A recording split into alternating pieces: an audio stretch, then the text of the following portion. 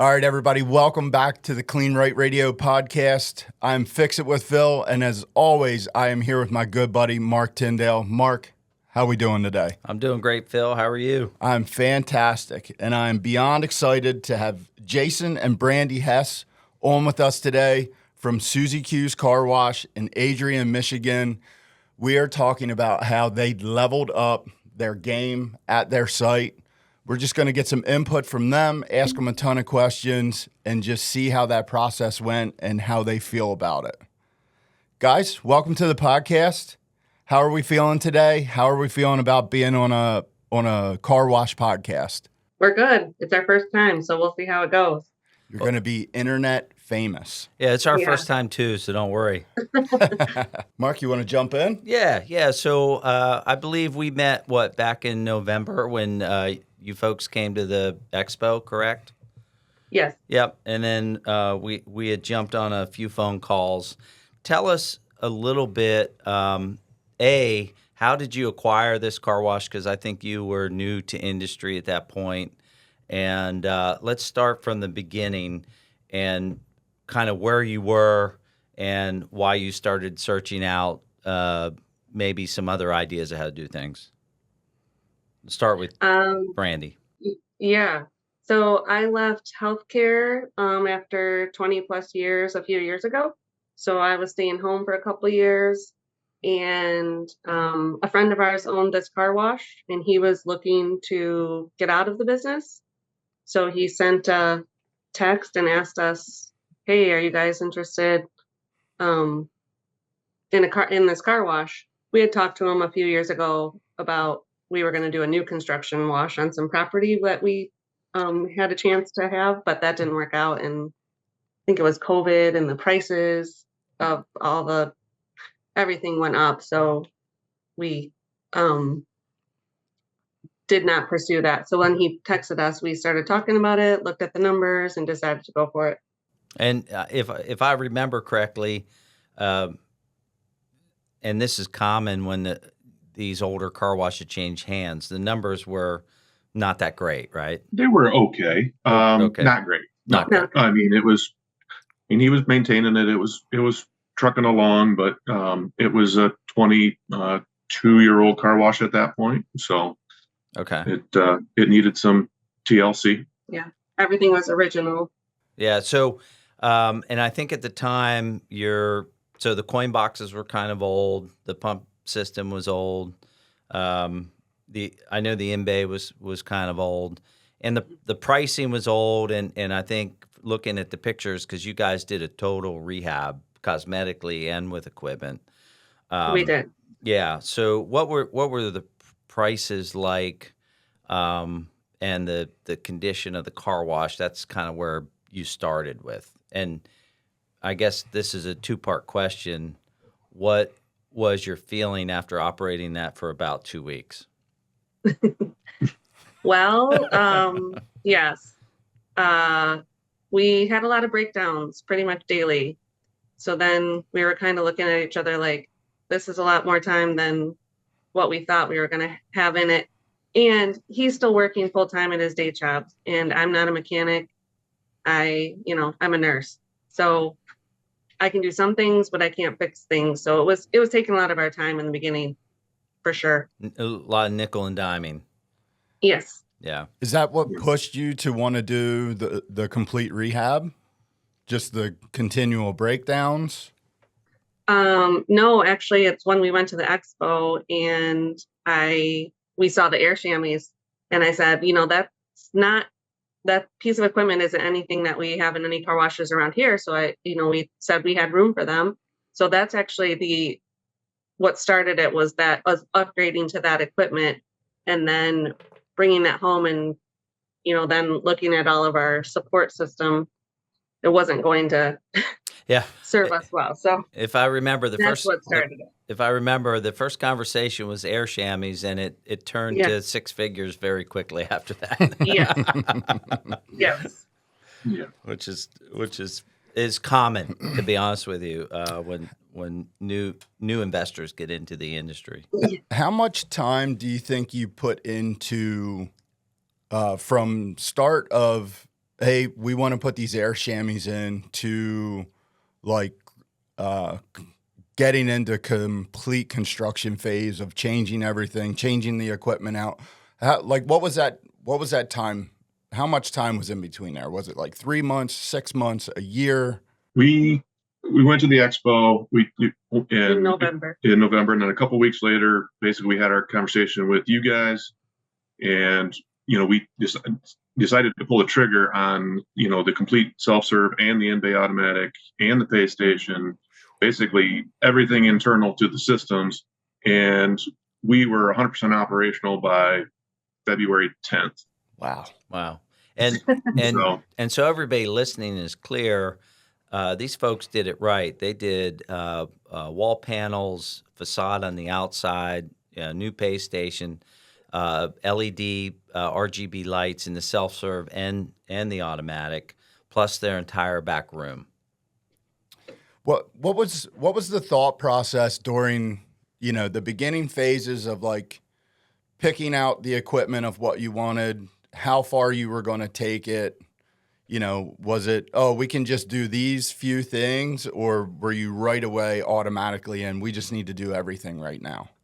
We were going to focus on the self-serve side, but with a 4-in-1, the in-bay automatics are the money makers of any car wash.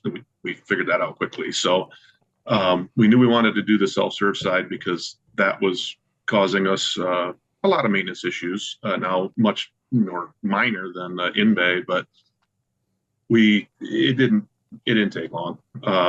We got with the right contractor in our area that does the in-bay installation, which ended up going with the PDQ, which Kleen-Rite now stocks some repair parts. So that's been worked out really well. Good. Beautiful. And so when you started this whole process, you never really planned on doing a total reinvestment. Like a lot of folks who are new to industry, they'll buy a car wash and correct me if I'm wrong, that they'll think, okay, let's just put a little bit of money into this and see what we can do. And then kind of very quickly you realized, oh, crap, we have to really do it right. Is that kind of what happened here? Yeah, absolutely. My day job is I'm a commercial contractor, and I'm convincing customers all the time to do the right thing for their business. And I've seen customers go halfway and then regret what they did and have to reevaluate or find more funding to get to their end goal. And it didn't take but probably one night of us sitting and talking and realizing that if we're going to put the money into it, the money's going to go into it sooner or later. It's not going to be cheaper later. Mm-hmm. So we were just going to bite the bullet and do it all, and then hopefully not have to be there working on it all the time, which really did work out for us. Well, and we had no support on the previous in-bay. It was a different company, and so we really, when we would break down, we were struggling. So you're being so interactive with you guys and getting so much information from you guys, we knew that you were going to be there to help us. Love hearing that. Yeah, thank you. What do you think the biggest hurdle during that process of saying that one night you guys sat down and said, all right, we're just going to do it all? What do you think the biggest hurdle of getting to the point of saying that really was, right? Was it, trying to project what you would get out of that investment, or was it, feeling comfortable with that investment? Or did you, after that conversation, you both were just 100% in, we have to do this? I think that's pretty much where we were at. I mean, that last night that the auto was breaking down, we were on FaceTime trying to figure something out, and it was over 2 hours, with 2 people on the phone on FaceTime trying to figure out what our issue was. And we just said, we don't have enough time in our lives to do that, so we can't do this again. Well, so we ordered the in-bay automatic, and our front door motor went out. Come to find out, they didn't even make that motor anymore. Oh. So we were going to have to be into a complete door replacement anyway. And we were 2 weeks into the order process. Now, unfortunately, we were in the middle to end of December, so we had cold weather. You're trying to keep the unit from freezing, and we ended up just shutting it down and waiting until the new unit came. And so, knock on wood, the timing actually worked out for us really well there. So it worked out for you. You kind of believed in us a little bit because I know we'd done a couple high level pro formas, right? And sometimes people look at those pro formas, they're like, oh, I don't know how I'm going to, double or 40% more what I was doing before. But you guys kind of believed. And can you speak a little bit to at a high level, not really in the weeds on it, but the boost or the lift that you saw in the in-bay and the self-serve that really made this come to fruition? Because I think, your case is really intriguing to me because you're kind of fortunate that you were able to do what you did. Frankly, a lot of our customers buy these car washes and they don't have the means to, or they don't have the foresight thinking that they're going to have to put another 1 or 2 or 3 or even 400,000 into these sites. And, we speak to the whole country about this is when you're buying these car washes, seek help and know that going into it before you buy it. And, so there's some stories out there that aren't as great as yours because they're, a working couple and they didn't have the foresight or they didn't have the means to go ahead and do the re-up, and then they feel stuck. And some of them have to just keep it going as it was or wait multiple years to reinvest themselves. So congrats to you guys on that. Can you speak a little bit to how much better it's doing now that you've raised your game and you've done all this stuff? Yeah, so we purchased the wash in April of 24. So comparing second quarter of 24 to second quarter of 25 is our first direct comparison for month-over-month sales. And overall, the property is up about 52% per month on average over those 3 months. So the self-serve we were at $250 to start for 4 minutes. We went up to $5 to start for 7 minutes. The in-bay automatic, we had a $7, an $8, a $10, and a $12 wash. We did up those prices from 8 to 10, 13, and 15. So we did up the pricing some to reflect the improvements that we've made.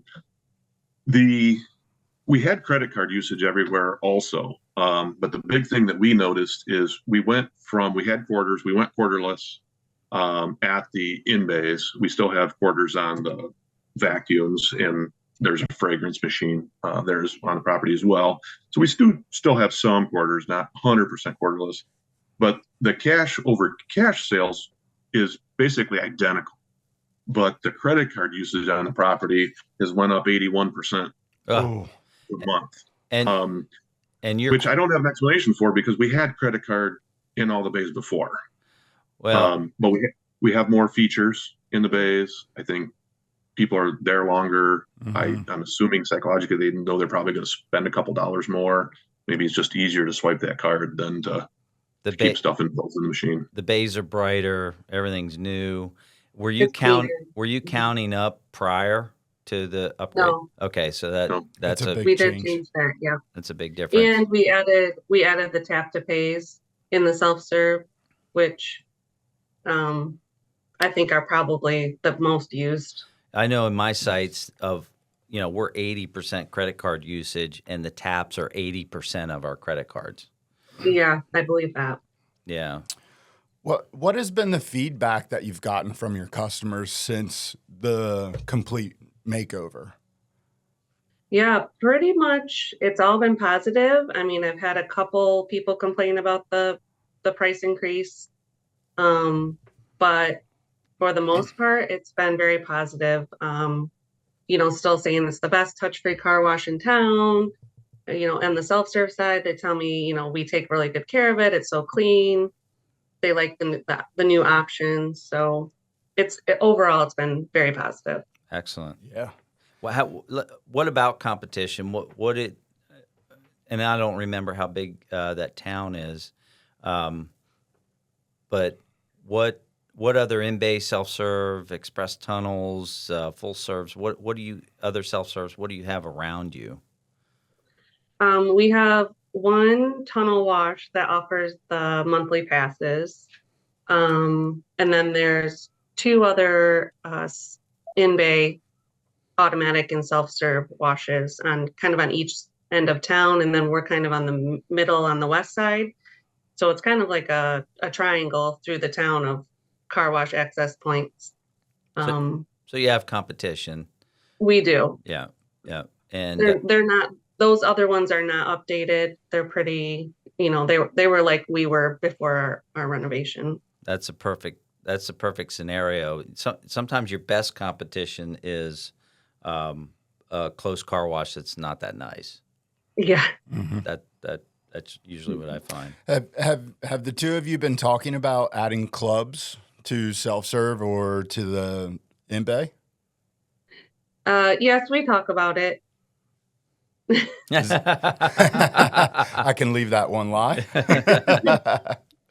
Marcus said we need to do it, but we haven't pulled the trigger. We haven't pulled the trigger yet. Okay, Yeah, that's all right, and that's fair. You guys have come so far. One of my questions is what's next, right? What's next for Suzy Q's? What's going to be that other thing to get that extra lift? And you've done everything else so far. Probably in-bay clubs and potentially self-serve clubs might be that next level thing. And to go back to what you said before, you are quarterless in the self-serve bays, right? Yes. Yeah, which I remember, and that will definitely boost your credit sales when you're quarterless. Yeah, Absolutely. Yeah. I actually want to jump back. I have a question here that now that the project is finished, how has that transformed your outlook on the car wash as a business in a whole? Great question. I would say if another car wash opportunity presented itself, we would really, really consider it. Right. And then probably, when he starts winding down his day job in the next, few years. 20 years maybe, Jason? It's gonna be a while. Yeah, obviously I can't do it by myself, so to add another one in right now would be a lot, but So if the opportunity was there, you never know. I would add though that if we would look at it, I would have to look at it with upgrades included in the pro forma. you have to, right? And that's Yes. that's lesson learned. So that would be part of your outlook as you went to look at a new car wash. If the car wash was $1 million, you would automatically factor in that you're going to have to spend 1.5, 1.3, something Whatever like it may that. be, yeah. Yeah. Yeah, absolutely. I think if anybody's looking to get into the car wash business and they look at a car wash that's, you guys would know better than me, but anything over 7, 8, 9 years old, you should factor in some improvement costs into your capital needs. Yeah. You're going to be doing something. The great thing is it's still such a great turnaround rehab business to get into because like you're in construction, I was kind of in construction and built car washes. And even if you can buy one, in the under $1 million or whatever, and you put $1 million into it, you still can't build one today for under $3 million. So Right. it's great to hear that you guys would do it again. I would say the first, probably I've been there, that first 2 weeks where after you settled and you were working on it, you probably thought, why the hell did we do this? Yeah. Yep. There was those days. Yeah. If you wouldn't have done the complete rehab, would you think that you would be looking to purchase another car wash anytime soon or at all? I would not. Probably not. No. Okay. No. Yeah, that's a great segue there. Yeah. But No, I mean, sitting out here, 3 months, 4 months, 5 months, post construction, and now we trust what's going to happen. We know what's going to be the outcome. I mean, We know our resources are there for us too. yeah, yeah, you see that real income and Hmm. gives you the confidence that next thing that comes down the road, the next thing that Phil and I invent, you won't you won't feel scared to as long as the return is there. I would just, I know that we have to close up here soon, but I would just say, is there anything that through this process from inception of talking about buying this car wash to the rehab to where you're at now, is there any advice or anything that you think the listeners out there should know, that you might believe is like a little bit of a hidden secret or anything of that? Any tips? Yeah. well, talk to the Kleen-Rite guys. I mean, I love it. you guys. Well, We did not ask I did for not that. set that up, but you just knocked a home run. It's true though. It's true. I mean, we went to that car wash expo, listened to your other customers that were there, listened to you guys as presenters. Listen to what you had to say, and I mean, not everybody believes every salesman, but at the end of the day, what you said to us, now that we are post construction, we see the sales numbers. It all turned out to be accurate. I mean, Mark helped us with some projected pro formas that were pretty much spot on. And so you guys are there as a resource. I know you guys have connected us with some other customers of yours through that expo. And Mhm. there's people that are in it. And when that other car wash operator isn't 3 miles down the street, I think they're willing to help anybody in the industry. Yeah, that's true. It's a great industry for that. It's a great business and it's a great industry to start with, and we're starting to see more people get back into the self-serve in-bay. It was a little bit forgotten about, with this express tunnel revolution, but we're seeing an uptick. Oh, yeah. And that's what this whole podcast, that's what our having you guys on here is all about. We are really at about our time. Yep. And I just want to say from everybody at Kleen-Rite, thank you, because you guys are literally the perfect example of what we're going for here. Mm-hmm.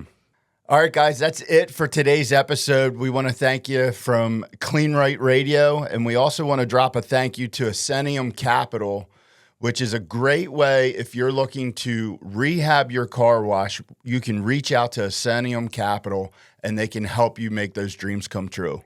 Or reach out to Kleen-Rite. We have a great partnership with Ascenium. They are equipment and lease financing a lot of our larger purchases, instant turnaround, 3 to 4 day approvals up to $400,000. It's helping people raise their game, and we truly appreciate our partnership with Ascenium. Absolutely. We will see you guys on the next one.